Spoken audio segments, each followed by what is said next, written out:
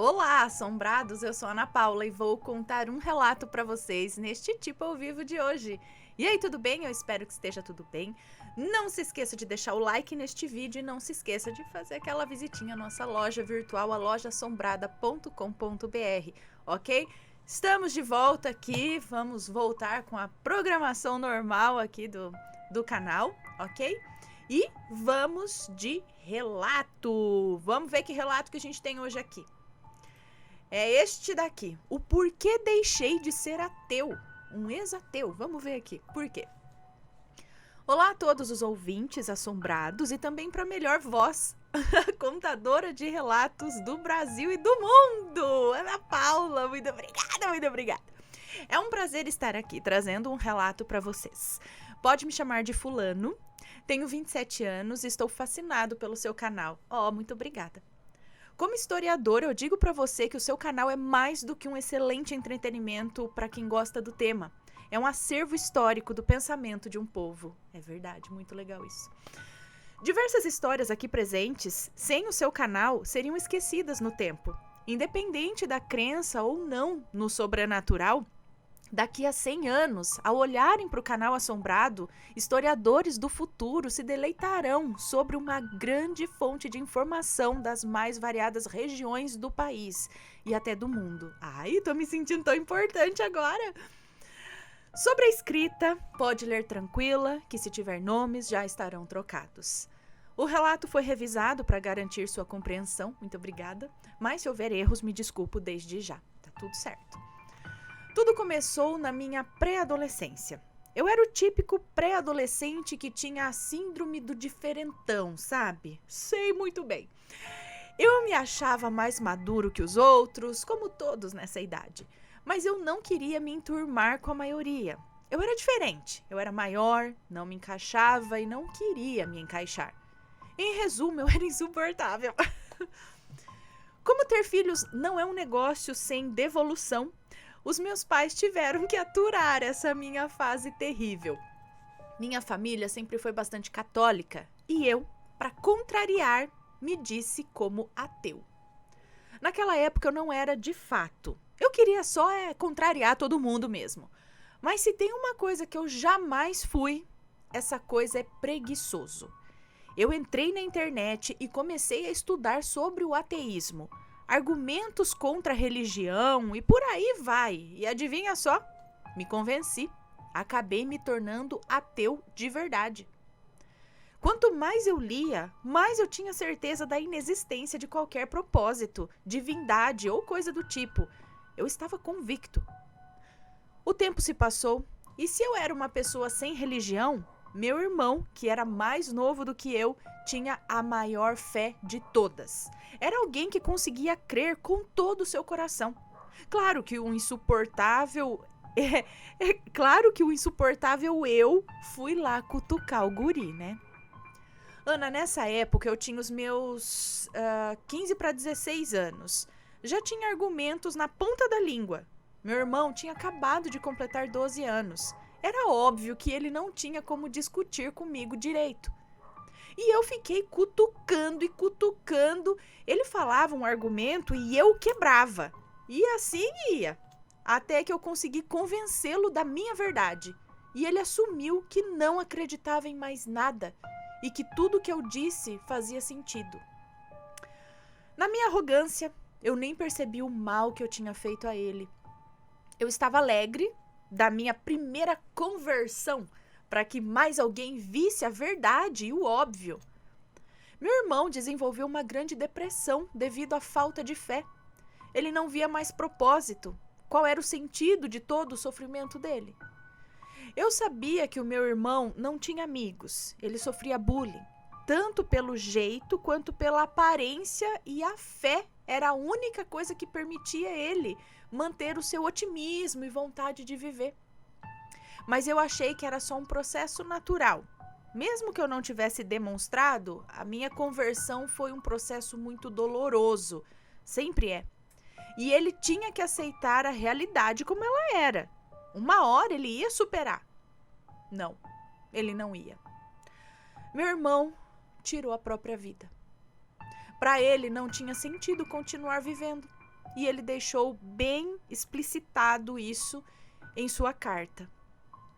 Podia cair um Boeing nas minhas costas e não chegaria a 1% do peso da culpa que eu senti. Eu fiquei tão em choque quando eu soube da notícia, eu não poderia crer. O meu mundo estava no chão. E mesmo sem uma palavra, eu conseguia observar no olhar de cada um dos meus familiares o peso de um julgamento. Os olhares diziam mais alto que qualquer grito: a culpa é sua. Um ano se passou e não havia um dia que eu não me sentisse culpado. Até que em uma noite eu acordei e, ao olhar para o canto do quarto, vi uma sombra familiar. Meu irmão. Na hora eu pensei que eu estava delirando, até que ele chegou mais perto e eu tive certeza que era ele. Você tem que parar de se culpar, sabia? Ele disse. Dei para alucinar com você agora? Eu respondi sarcasticamente. Eu tinha certeza que era algo da minha cabeça.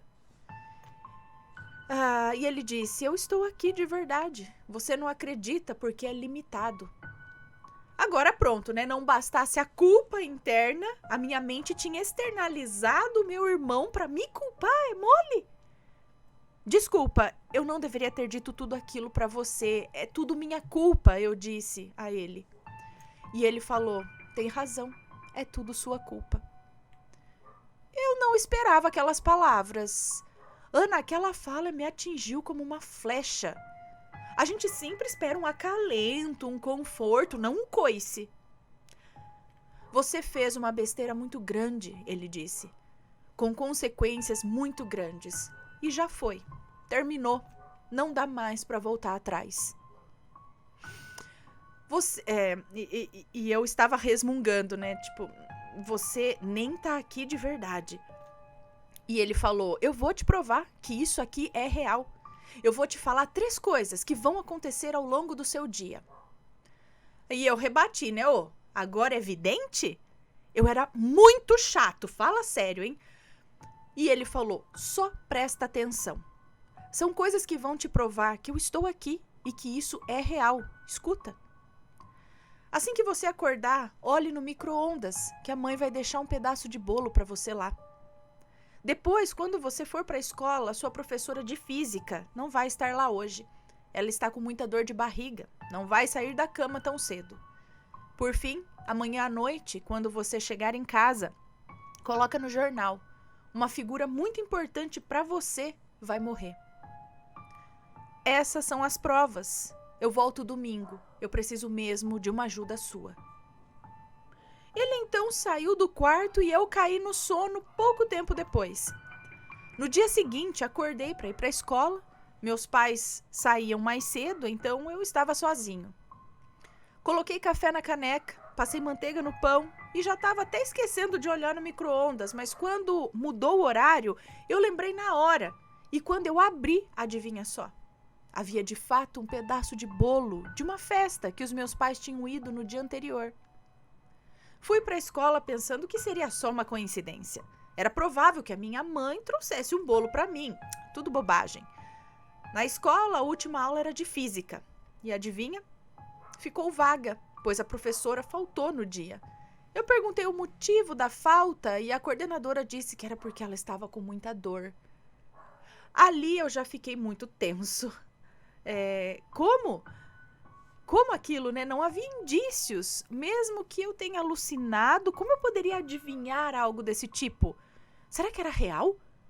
Não, essas coisas não existem. Era tudo um excelente truque. Fui para o meu curso de inglês e cheguei em casa às 7 da noite. Eu estudava em horário integral no ensino médio, por isso tão tarde. Assisti a novela e depois o jornal e nada demais aconteceu. Ali eu tive a confirmação que o que aconteceu não passava de uma excelente coincidência ou de uma mente muito boa em dedução minha. No dia seguinte, eu e meus pais descemos para um bate-volta na praia bem cedo. Curtimos o dia e chegamos 6 horas em casa. Assisti a novela com a minha mãe, estava de boa, até que começou o jornal. Era um sábado e eu me lembro até hoje da introdução daquele jornal, do dia 23 de julho de 2011. atentados na Noruega, encontrado um bebê sequestrado de um hospital e a morte de Amy Winehouse, minha cantora favorita. As palavras do meu irmão ressoavam na minha cabeça, amanhã à noite. Ele estava se referindo a sábado e não àquela sexta. Eu não acreditei. Aquilo era demais para mim. Não existia, não era possível. Não deveria existir. Como? Será que o meu irmão veio me visitar mesmo? E se eu estivesse errado?